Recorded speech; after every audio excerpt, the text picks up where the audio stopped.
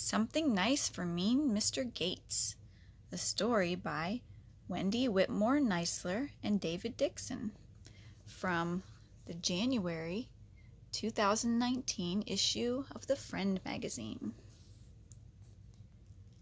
How would Jesus treat mean Mr. Gates?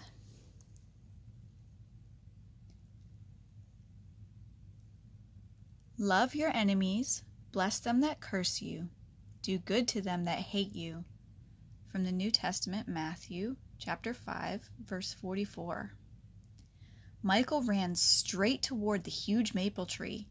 He needed to work up a little speed if he wanted to reach the bottom branch. Step, step, jump, grab. His fingers curled around the branch. Michael swung his legs up to hook an ankle over the limb. Soon he was perched on the branch, just like a panther, he thought with a smile. This was the perfect hide-and-seek spot. Why hadn't he used it before? "Ready or not, here I come," his friend William yelled from down the street. Michael grinned again. William wouldn't find him for a long time. "Hey!" a voice yelled. "Get out of my tree!" Michael jumped and nearly fell out of the tree. He looked down. His stomach flip-flopped when he saw Mr. Gates. He was holding a rake and hurrying toward the tree.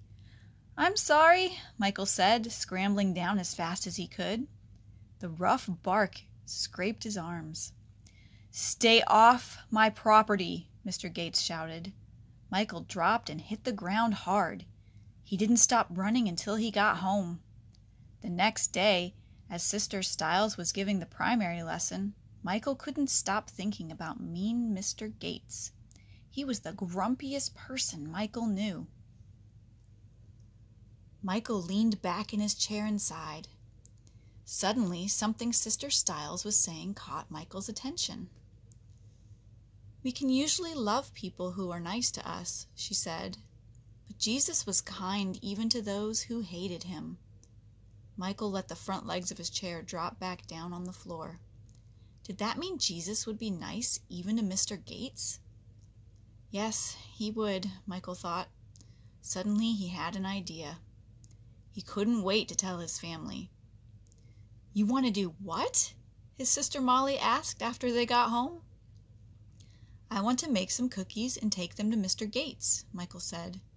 His sister Wendy looked at him like he'd said he wanted to eat worms for dinner. "Why? He'll just chase you away."